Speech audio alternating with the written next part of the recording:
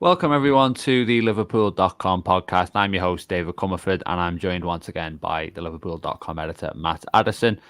And after Diogo Jota scored in back-to-back games against Toulouse and against Brentford, we're going to take a look at whether he might be one of the most underrated, if not the most underrated player in the Liverpool squad. So, Matt, I think compared to some of Liverpool's other players, where their profile is quite clear, haven't seen them for quite a long time, it's difficult to pin down exactly what kind of player Diogo Jota is. Some have characterised him as really a poacher with kind of a pretty limited all-round game, but quite an effective end product. Would you say that's a fair description, or do you think he's a bit more sort of rounded than that?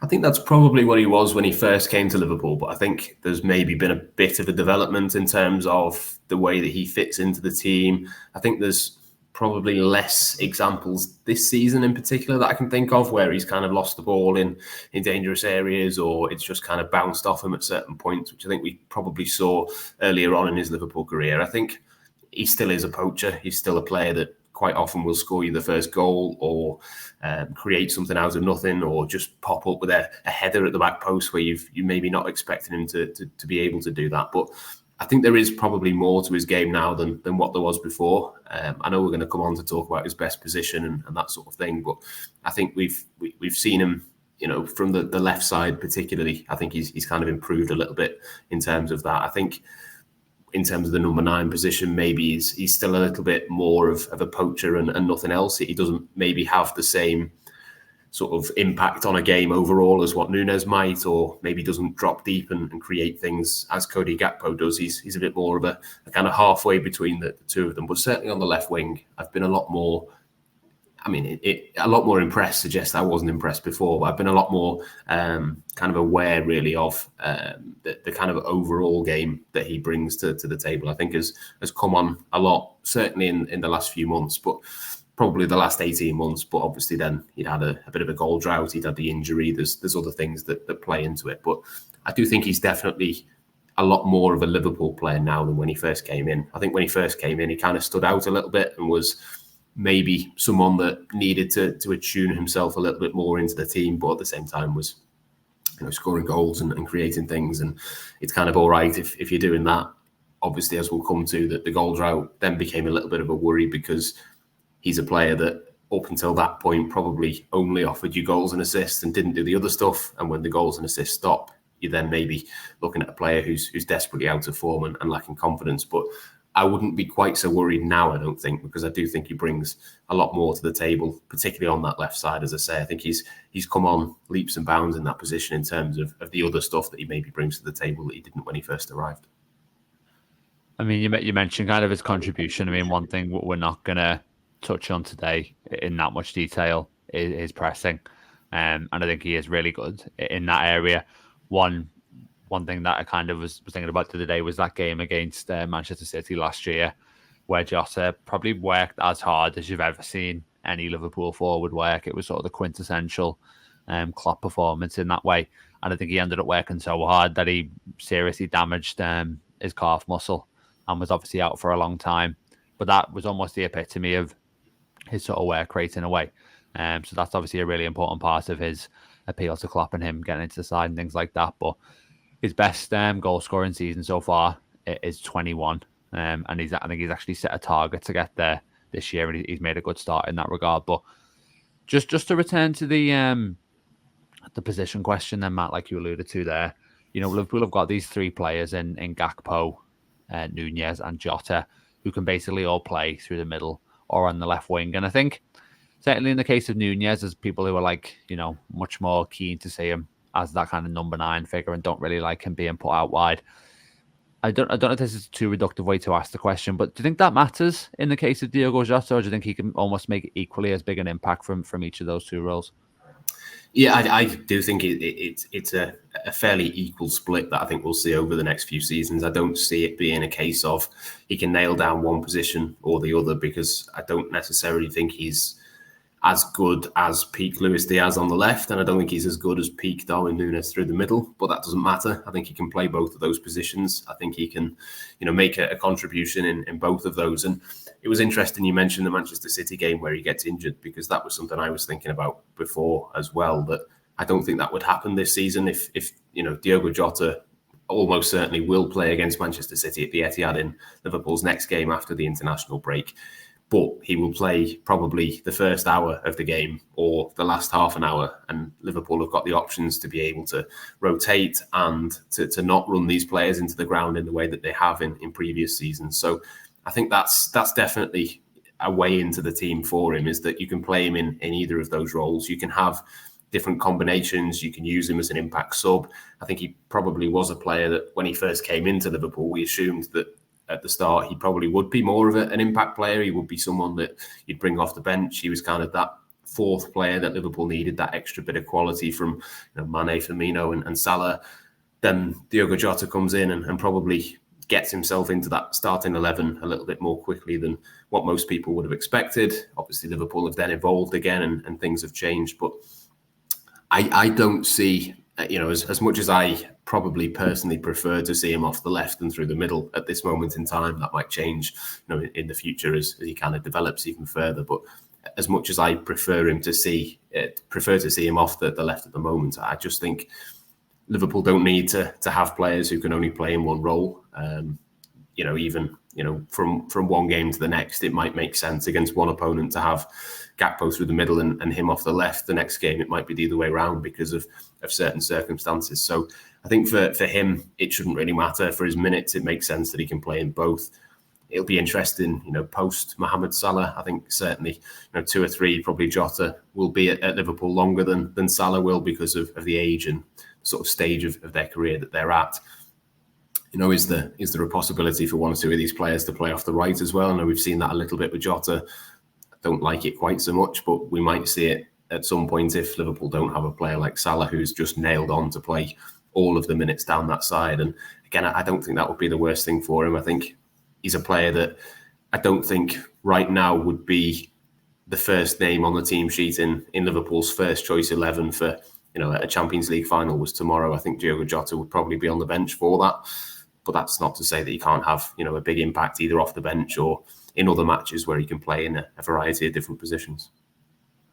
Yeah, I want to revisit that question in a second, really, in terms of, later in the podcast, I should say, just in terms of, what the future might hold for Jota in terms of his role at Anfield. But if we think about that kind of standing in the squad, his goal against Brentford made it 8 in 16 matches this season. He's already surpassed his entire output last season where he got 7 in 28, although that's a little bit misleading because in those 28 games, he was only averaging 50 minutes per appearance. But obviously the big story last year, you've already mentioned it, Matt, was the goal drought where he went 33 appearances and 372 days without a goal. Obviously, injury played a part in that. We mentioned the injury against Man City. Took a big chunk out of that sort of year and a bit where he didn't score a goal. Was there ever any kind of worry for you during that period that he wasn't going to be this kind of perfect squad player figure that he had been for Liverpool any longer? Or did it always just feel like it was going to be fleeting and that he was just unfortunate and the numbers looked bad, but I suppose the reality wasn't quite as damning as that? I was never worried that it would always be the case and he'd never get back. It was more a worry of it's not really fleeting when it goes on for that long.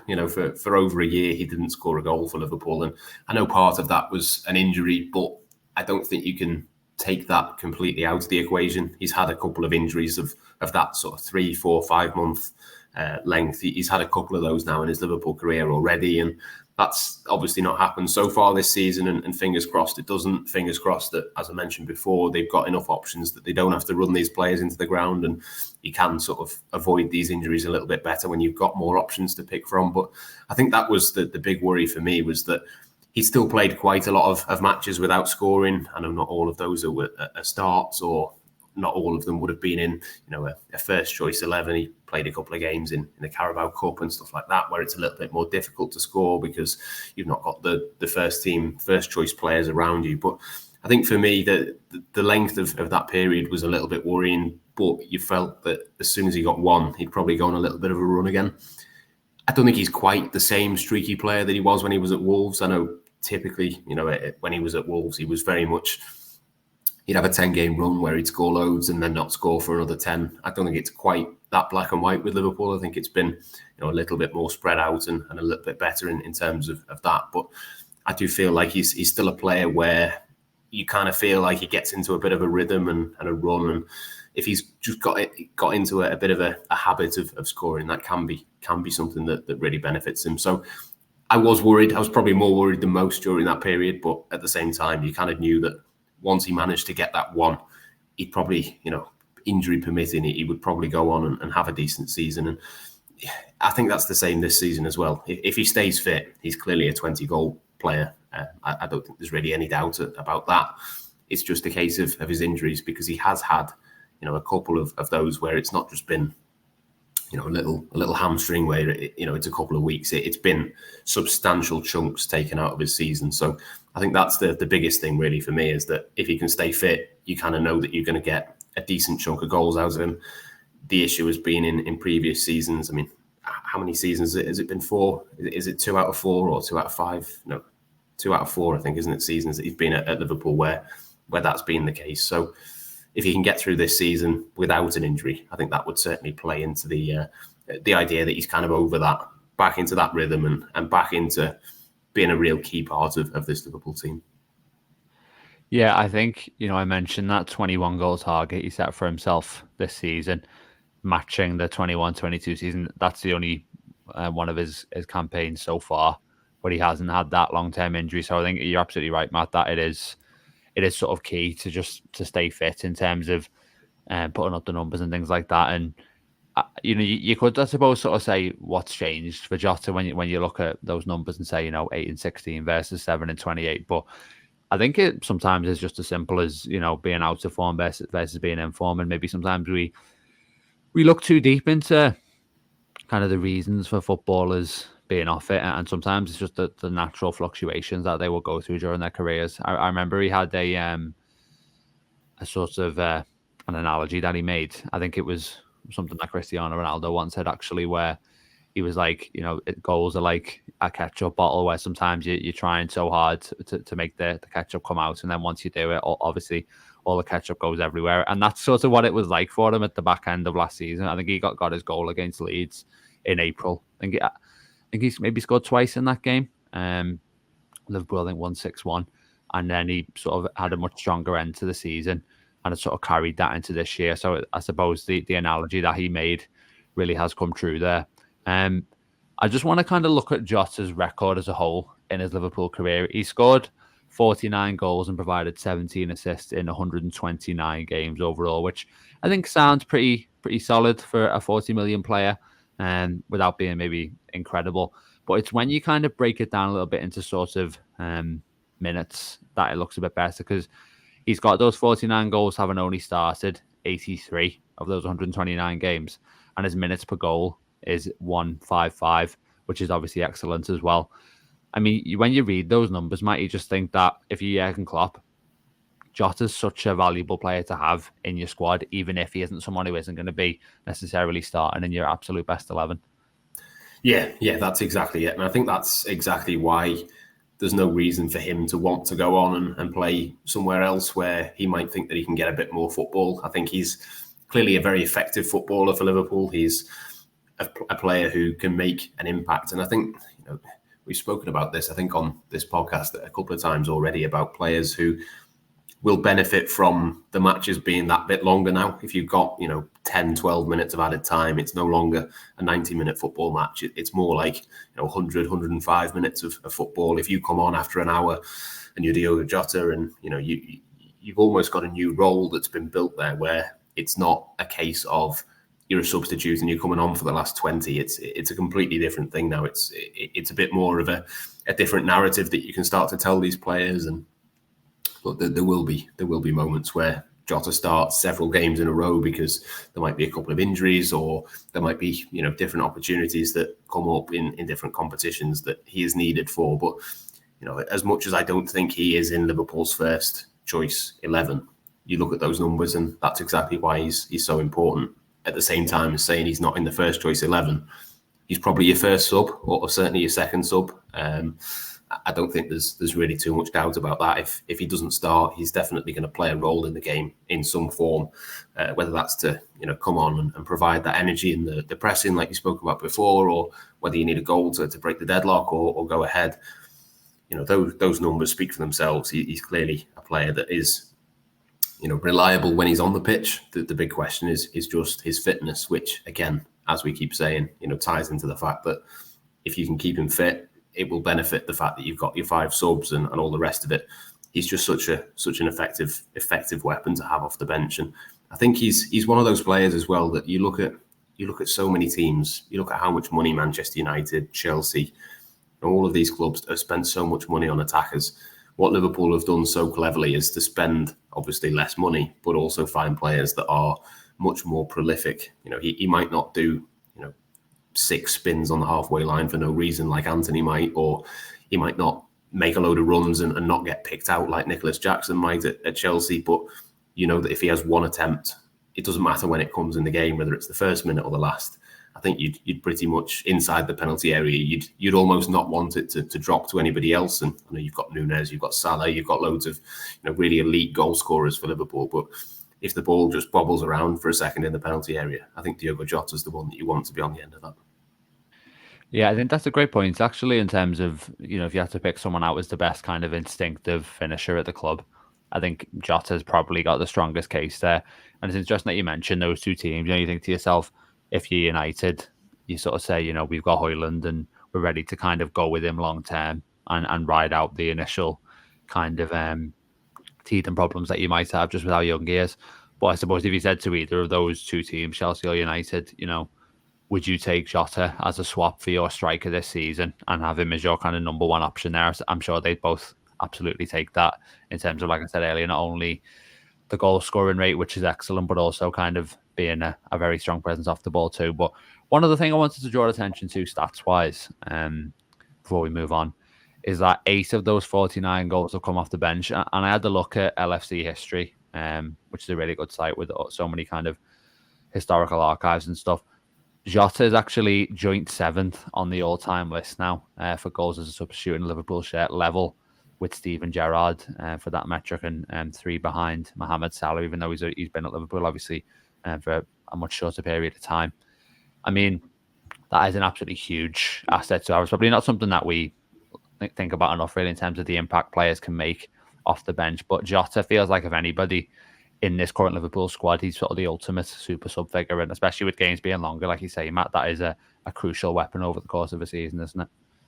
Yeah, that's exactly it. I think that the games are much longer now. You're going to have a lot more late goals. There's going to be more opportunities for players to come on and get at tired legs. I think we're going to see a lot more of a gap, I think, between the top teams and the bottom teams. We've seen it with Tottenham scoring late goals. There's been Manchester City obviously have done it consistently over the last few seasons. But I think that the top teams, if you're playing a team who's managed to frustrate you for 80 minutes, you can get to 80 minutes now and think, we've still got another 20-25 here because we've wasted a little bit of time, or there's maybe been a couple of injuries, or even in a normal game now, it's quite normal to have a 6 or 7 minute added time period. It just completely changes the dynamics in terms of the game, but also just psychologically as well. And I think if you've got a player like Jota who can come on and just nick something from nowhere or press you into a mistake to create something for somebody else, I think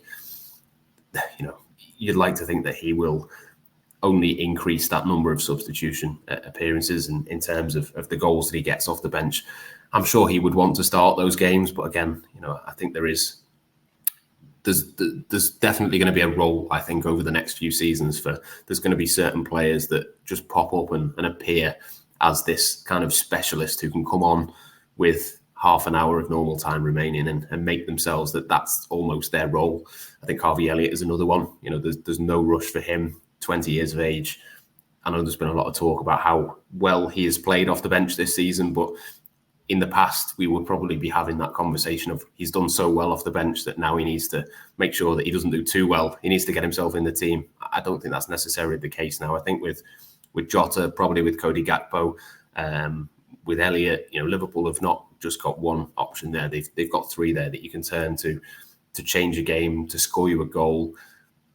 Obviously, when Gravenberch and Jones and the midfield is fit as well, there's other options in those areas. But I think Diogo Jota really can make himself a bit of a specialist in terms of that position. It's not something that we've seen before. Obviously, the rule changes and the additional added time is going to help that. But I think he's a player that, if you're a Liverpool player or a Liverpool fan watching and he comes on, you think he's probably going to do something, but probably the opposition as well. If you've been ran ragged by Diaz and Núñez for 60, 70 minutes, and then Diogo Jota and Cody Gakpo come off the bench, I think that can only be a good thing for Liverpool. Yeah, absolutely. And let's get into the crux, I suppose, of the podcast now in terms of Jota potentially being underrated. I mean, who are, aside from Jota, the players that you'd look at in this Liverpool squad and think, do you know what, they merit the label of being underrated? Because there's probably quite a few that you could pick out kind of across the spectrum when it comes to ability. Yeah, there's probably quite a few for different reasons. I think he's the most sort of conventionally underrated. I think he's probably one that doesn't get spoken about enough. I would put probably Alisson and Van Dijk in that as well, in that I think they're probably even better than what gets spoken about, but that's obviously a different kind of underrated. Probably Salah as well, to be fair, in that argument as well, in terms of, obviously people know that they're good, but quite how good they are, I don't think is maybe, a sort of normal talked about thing in often enough. But Jota probably fits into that category, along with maybe a Cody Gakpo as well, who I know, we've written about on Liverpool.com a few times over the last few weeks, of his numbers similar to Jota, really. Of, you might look at his numbers and think, well, they're okay, but then you look at per minute and actually the impact that he's having. I think he falls into a similar kind of category as him. So it's kind of two camps, really. I think definitely someone like a Gakpo or an Elliott, or people who make an impact but maybe don't do it across the course of 90 minutes. That's not necessarily a barometer of seeing where they're at. So Jota, probably more than anybody else conventionally, I think is probably the player that I would pick out. But you're right, there are a couple of others who I think maybe their role is a little bit more than what they get given credit for. But I suppose it doesn't ultimately matter. I don't think, in terms of the forward line at the moment, Jota could be thought of a little bit more highly, but he's equally never going to be Mohamed Salah. There's certain things around that. It's not the worst thing in the world to be underrated, and just to go under the radar and keep scoring those goals. I think there will come a point where, if he can beat that 21 goal record, which I think is definitely a possibility if he stays fit, maybe then we can have a conversation at the end of this season. But I almost don't think it's a bad thing that he goes a little bit underrated. If the eyes are elsewhere, that gives him an opportunity to just pop up and score goals out of nowhere. Yeah, definitely. And he is a bit of a silent assassin figure. I think, you can probably make a case for a lot of Liverpool players. The only other one I'd mention that you didn't say, Matt, in terms of maybe fitting that bill, is someone like Curtis Jones, where I think Liverpool fans, a lot of them have come to appreciate what he offers. But I think certainly if he can kind of get back into the team consistently, maybe that's when people outside Anfield will start to recognise what he's been bringing to the table recently. But if we're saying that Jota is underrated and that he kind of fits that description to a T, do you think that that's more from sections of the Liverpool fan base or those outside the club? Because I suppose it is always twofold when you are going to use that label for a player. Yeah, it's probably a little bit of both, isn't it? I think I definitely think there's, as we've said on this podcast, I think probably my first choice front three at the moment, and probably most people's, would be Diaz, Núñez and Salah. So by that definition, maybe he's a little bit unfortunate that it's probably quite quickly happened that we're talking about Núñez being the first choice, number one. Most people would probably agree on that. But then again, a couple of months ago, we did this podcast and, he was fifth in that pecking order. I can't remember actually who I went for between Gakpo and Jota, but it was definitely one of them who was ahead of him. And, all of that has changed really in a relatively short space of time. So I think definitely within the Liverpool fan base, I'm sure as the numbers grow, probably if he keeps on this form up until Christmas, that will change and the perceptions will change. But probably outside of the club, even more so than within the Liverpool fan base, is where Jota probably isn't appreciated as much as what he might be. Even the season he got 21 in all competitions. I can't remember how many he got in the Premier League, but I seem to remember he was fairly high up on those goal scoring charts, and I think that probably would have maybe surprised a few people. He does kind of go under the radar, I think, in terms of the quality that he has, and maybe that is because he is more of a poacher. Maybe if he was a Diaz type player where he beats a few people, or he brings out the step overs or whatever it might be, maybe then you get a little bit more of that wider recognition. Maybe you get a little section on Match of the Day where they show the highlights and stuff. It is just the goals that you kind of get with him. But I definitely think there's a case for Liverpool having the best group of forwards, probably of anywhere in the world, but certainly in the Premier League. I think the proven quality is there. We know that other teams have got decent amounts of depth and options as well. But I think for Diogo Jota to be in that five for Liverpool, I think he's a big part of that. And I think probably by the end of this season, we'll probably see the rest of the world catch up to that. I think at the moment, maybe the perception is that the Liverpool doesn't have quite as much depth as what some of the other teams do. But there's no doubt about it. For me, I think I wouldn't swap Liverpool's group of five players for any other set of forwards across the Premier League. I agree with that, to be fair. And I also think that kind of regarding Jota and being underrated, I think part of it is the fact that sometimes, and I think probably Brentford's a decent example of this, you can have games where he's either quiet or a little bit scruffy. And I think that's probably a relatively common theme, not to be sort of too harsh on him, but then he kind of pops up with the goal anyway. And you sort of have people who will be there on social media like, oh, Jota's having a stinger today, get Jota off type thing. And then it's like, oh, hang on, Jota scored. We've got to go back and delete those tweets now. And it is that sort of a bit of a cycle with him. And you do have players like that who are able to score when they're not playing especially well. And I think, to be fair, Salah has done that quite a few times this season as well. It's a very important asset to have, obviously. But you've mentioned a couple of times, Matt, that, and I think most Liverpool fans would agree, you stack Jota up against informed Luis Diaz or an informed Darwin Nunez, and he's sitting on the bench with obviously Mohamed Salah guaranteed a place. And just makes me think that, Manchester City, Liverpool's main competitors, we've seen in recent years, they've lost Cole Palmer, Riyad Mahrez, Raheem Sterling, Ferran Torres, Leroy Sané. All of those players have kind of gone from their attacking ranks and had to be replaced and gone to kind of explore new challenges elsewhere. How does Klopp manage somebody like Jota to ensure that he doesn't ever begin to think about moving elsewhere? Because, I mentioned earlier that there's a couple of very good teams there in the Premier League would probably take him and start him. And obviously it's unlikely Liverpool would sell him to a side like that. But even there'll be plenty of sides in Europe who if Jota became available, they'd be probably straight there, especially given that he's still a decent age.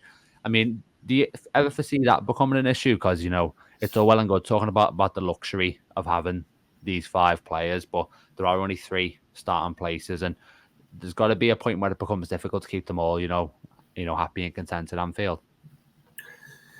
Yeah, I think it probably becomes easier in a season where Liverpool are in the Champions League. I think that's definitely something that I would say that the Champions League is going to be expanded as well. So there's going to be a little bit more football to be had there. I think it's probably easier to say to Diogo Jota and probably Cody Gakpo and various others in the Liverpool attack that, if your minutes are coming against a Champions League team in the group stage, it's probably a little bit easier to justify on their part than what we've seen this season, where Jota's played matches against Toulouse and Union SG and teams like that. With the greatest respect to them, that's probably not something that's sustainable long term. I think you can get away with it for a season being in the Europa League, but if Liverpool were to be in the Europa League next season as well, maybe there's a little bit of a conversation to be had.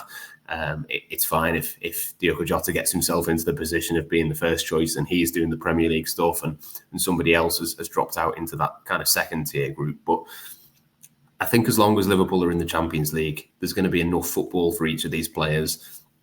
The longer matches, the fact that the substitute appearances are going to be a little bit longer plays into it as well. I think that probably plays into Liverpool's hands.